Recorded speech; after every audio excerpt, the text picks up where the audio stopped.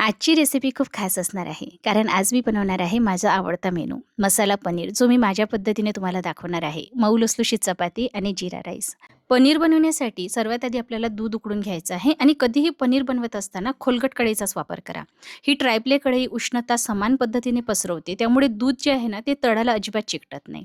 आणि मध्ये जी aluminium layer दिलेली आहे, त्यामुळे दूध लवकर गरम होतं आणि एकसारखं गरम होतं. याचा जो हनीकॉम पृष्ठभाग आहे ना, त्यामुळे पदार्थ जे आहे ते कढईला चिकटत नाही. गॅस आणि इंडक्शन या दोन्हीवर ही कढई वापरता येते आणि हँडलसुद्धा खूप मजबूत आहे. दुधाला छान उकळी आलेली आहे. आता यामध्ये आपण व्हिनेगर घालूया. दूध फाडण्यासाठी ना मी 4 चमचे व्हिनेगर घेतलेलं होतं आणि त्यामध्ये 4च चमचे पाणी घातलेलं होतं. गॅस अगदी मंद आचेवर ठेवून मी थोडं-थोडं करून दुधामध्ये व्हिनेगर घातलं.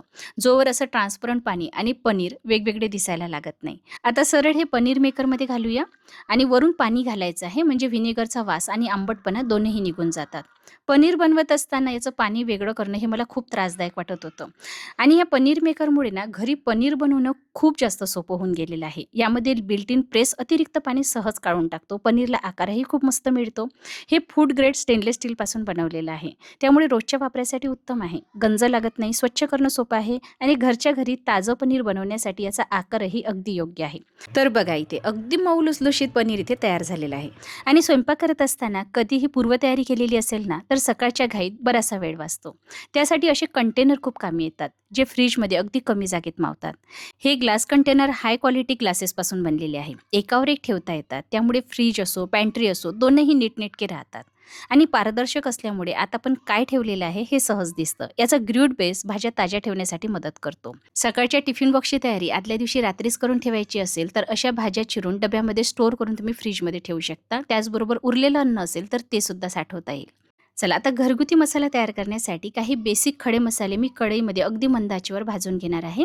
मसाले मी कुठले वापरले याची लिस्ट मी डिस्क्रिप्शन बॉक्समध्ये दिलेली आहे, तुम्ही जाऊन चेक करू शकता. यानंतर यामध्ये आपल्याला घालायचा आहे खोबऱ्याचा किस. हा मी रेडीमेड वापरते आहे, 4 ते 5 चमचे घातलेला आहे. तुम्ही घरचं सुकं खोबरं किसून सुद्धा घालू शकता. ड्रायफ्रुट्स असो, नारळ असो, डाळी असो, स्नॅक्स असो आणि अजूनही असे बरेचसे जिन्नस ज्याचा हवेशी संपर्क आला की ते लवकर खराब होतात, कीड लागते, ते मी या डब्यामध्ये साठवून ठेवते. हे एअरटाईट असल्यामुळे जे काही आपण यामध्ये साठवतो त्याचा ताजेपणा आणि सुगंध टिकून राहते. पारदर्शक काच असल्यामुळे आत काय भरलाय ते उघडल्याशिवाय आपल्याला कळतं. याचं तोंड मोठं असल्यामुळे भरणं आणि स्वच्छ करणं दोनही सोपं आहे. चला, आपले खडे मसाले आणि सुकं खोबरं दोनही भाजून झालेले आहे. अगदी मंद आचेवर तांबूस रंग येईपर्यंत मी भाजलेलं आहे.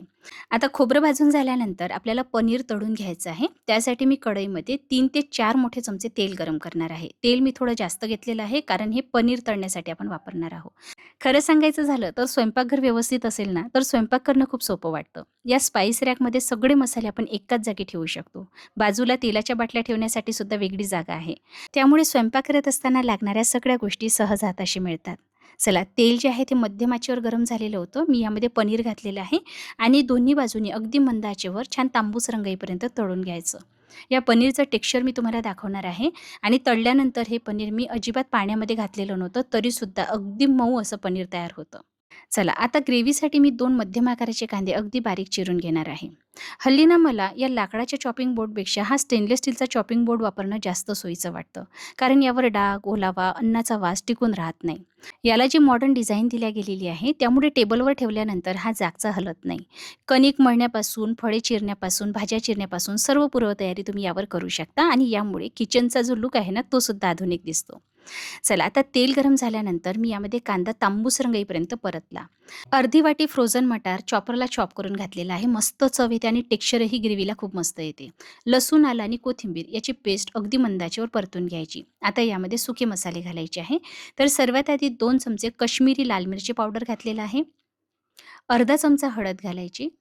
धनेपूड 2 मोठे चमचे घालायचे आहे आणि सर्व मसाले अगदी मंद आचेवर 2 ते 3 मिनिटासाठी परतून घ्यायचे आहे.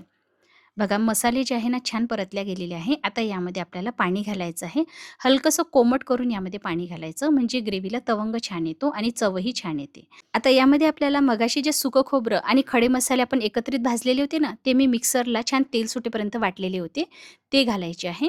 पाणीसुद्धा घालायचं आणि छान याला 2 ते 3 मिनिटासाठी परतून घ्यायचं आहे. गॅस मंद आचेवर ठेवूनच परतायचं. थोडं-थोडं करून यामध्ये पाणी घालायचं आहे. मी ग्रेव्ही खूप जास्त पातळ करणार नाही आहे, पण तुम्हाला पातळ हवी असेल तर पाणी अजूनही घालू शकता. चवीनुसार मीठ घालायचं आणि छान मिसळून घ्यायचं आहे. बघा ग्रेव्हीला तवंग छान आलेला आहे. सर्वात शेवटी घालायची आहे चिरलेली कोथिंबीर. एकदा माझ्या पद्धतीने हा पनीर मसाला बनवून बघा, खूप मस्त चव येते. चला आता मसाला पनीर बरोबर आपल्याला मऊ लुसलुशीत आणि गरमागरम गव्हाच्या चपात्या बनवायच्या आहे. आज मसाला पनीर बनलेला आहे ना, त्यामुळे घरी चपात्यासुद्धा जास्तच बनवाव्या लागणार आहे आणि या चपात्या जास्त काळ गरमसुद्धा राहायला हव्या. त्यासाठीच मी इथे स्टेनलेस स्टीलचा हा कॅसरोल वापरते आहे. डबल वॉल इन्सुलेशनमुळे चपात्या बऱ्याच काळपर्यंत मऊ आणि गरम राहतात. चला गरमागरम जीरा राईस इथे तयार झालेला आहे आणि हे मसाला पनीर बघा. एकदा चव चाखल्यानंतर आयुष्यभर तुम्ही कधीच विसरणार नाही. बरं या व्हिडिओमध्ये जेवढेही प्रॉडक्ट्स मी तुम्हाला दाखवलेले आहे ते जर तुम्हालाही ऑर्डर करायचे असेल तर मला कमेंट करा किंवा डिस्क्रिप्शन बॉक्समध्ये मी प्रॉडक्टच्या लिंक शेअर केलेल्या आहे. क्लिक करून तुम्ही ऑर्डर करू शकता. नक्की ट्राय करून बघा. रेसिपी आवडली असेल तर लाईक शेअर करून अशाच रेसिपी पुढे बघण्यासाठी चॅनलला सबस्क्राईब करा. लवकरच भेटूया. धन्यवाद.